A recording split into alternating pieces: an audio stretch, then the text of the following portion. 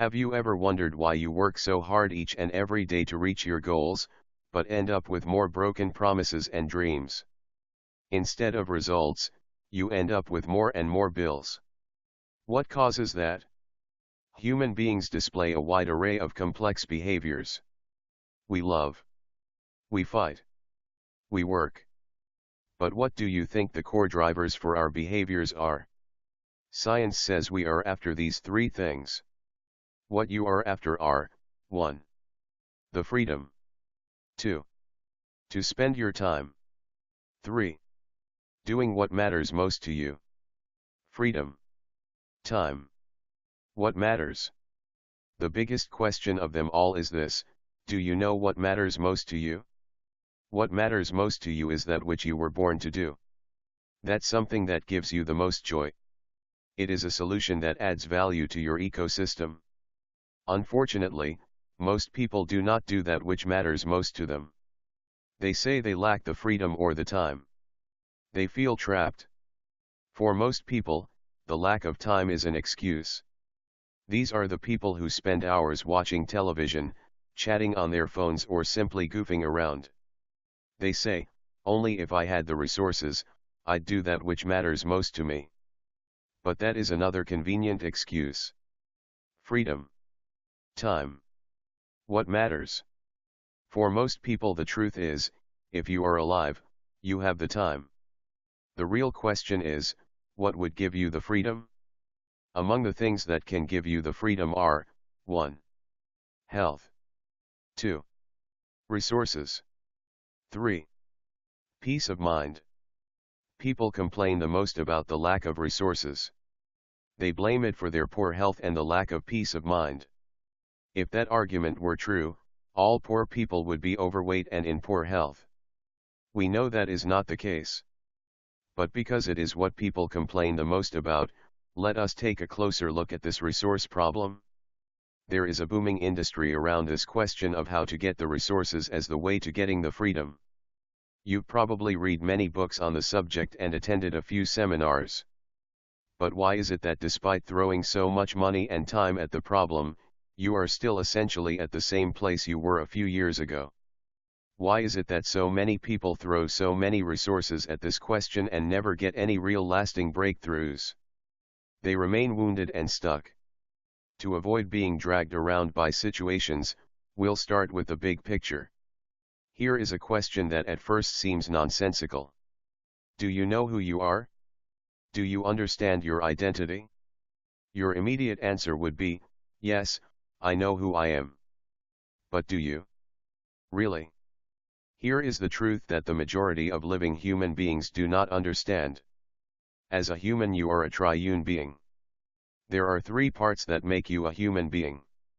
That truth is this: you are a spiritual being, with a soul, and you live in a natural body. You are made up of spirit, soul, and body. Some people say mind, body, and soul, but that is not correct. The mind is part of the soul. What that means is you exist in two worlds at the same time, the visible world and the invisible world. There is nothing strange about that. Plants exist in two worlds at the same time. The visible realm above the surface of the ground and the invisible worlds below the surface. If you look at it that way, you will know that the invisible part plays a far more dominant role. What is seen is held in position by what is not seen. Let's break it down so it is easy to understand. Look at a mobile phone. What are the key parts that make it work? It is the SIM card, the software, and the hardware. Think of the SIM card as the spirit. The software is the soul. The hardware is the body. We said you are a triune being. Triune means three in one. This construction pattern is all over the place around you. Look at this flower plant. To produce this beautiful flower, it needs the root system and the stem, branches, and leaves. All these are connected by the sap that moves nutrients and water up and down the plant. We can simplify things by saying the plant needs the roots, the visible stem with leaves, and the sap. The stem and leaves are visible. The roots and the sap are not visible. Just like in the case of a mobile phone, think of the visible tree part as the body. The root system is like the spirit. The sap is like the soul. A triune structure. You need to grasp this part. It is the 99% that books and seminars don't talk about. It is the reason most people remain stuck and are unable to get results beyond a certain point. The visible flower is a product of the actions of the visible part of the plant, together with the actions of the invisible part of the plant. Of course, you already know that. It is obvious. But this is where understanding your triune nature comes into the picture. Like this plant, you are made up of the visible, the body, and the invisible, the spirit and the soul, parts. Your life experiences are like the flower, or the fruit, of this plant. They are the result of your visible and invisible actions. Your life experiences don't only come from your visible natural actions. This is the biggest mistake that causes many people to remain stuck. Your life experiences are like the flower on the plant. They are the result of your visible natural actions as well as your invisible spiritual actions. We use the principles of science to explain the dynamics of the visible natural world. This is what most people exclusively focus on, and this explains why they struggle so much. We use the Bible to explain matters of the invisible spiritual world. You may not be aware of it, but you take spiritual actions each and every day. If that statement shocks you, your spiritual actions are probably not optimized. This makes perfect sense. If you are not aware that a plant's root system needs to be attended to, you'll probably not do so. This is the case with most people. It is very important that the two sets of actions are aligned. Let's show you how you have been taking spiritual actions. One of the most effective ways to do that is to show you how the visible natural world of science differs from the invisible spiritual world as taught by the Bible. In the natural world, you look at the evidence first. If it holds up, you believe. On matters related to the invisible spiritual world, you need to believe first. Only then would you see the evidence. This is the starting point. Second, in the natural world, action requires physical effort. In the invisible spiritual world, you take actions through speaking with your mouth. Prayer is a common example of this. Prayer can change your natural reality because it is spiritual action. Third, the power of your physical actions is determined by the extent to which they are aligned with scientific laws. We said you must first test the hypothesis, and if it holds up, then you can believe. On spiritual matters, the logic is the very opposite. The power of your spoken words, your spiritual actions, is determined by the fixity of your faith. Faith is believing before you see the evidence.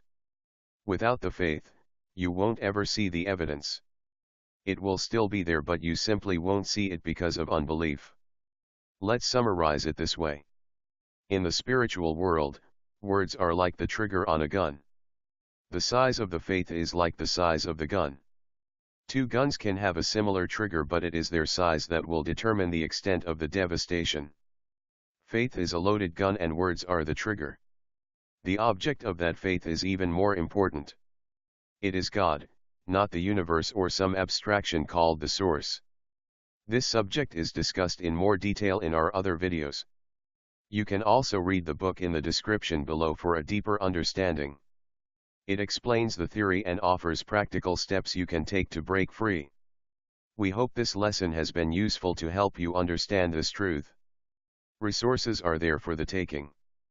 But you have to follow the rules, both natural and spiritual. You now know the secret that is not really a secret. The Bible speaks so openly about it. Furthermore, you know that a dead body has something missing that is not physical. What it lacks is that part which was the provider of the life. It is the spiritual part and it is invisible. Think of the flower plant we used to remind yourself of this truth. Physical actions are important but by themselves are not enough. You struggle to reach your goals because you focus disproportionately on the physical actions. You now know that your life experiences, the results you get, are the function of your natural actions and your spiritual actions. The natural actions have to be aligned with their spiritual equivalents. For example, You can't work hard towards a goal and simultaneously speak its opposite. You'll be amazed how often people do this and wonder why they're not moving forward. If this spiritual stuff was new to you, it means you need to devote time learning more about it. Subscribe to our channel and watch other videos that explain this and related subjects in more detail. We promise that your strike rate will improve dramatically. Never forget that the resources are about freedom. The aim of the freedom is to do that which matters most to you. You can also find a book in the link below that explains these matters in far greater detail. If you found this video helpful, we ask you to do 3 things.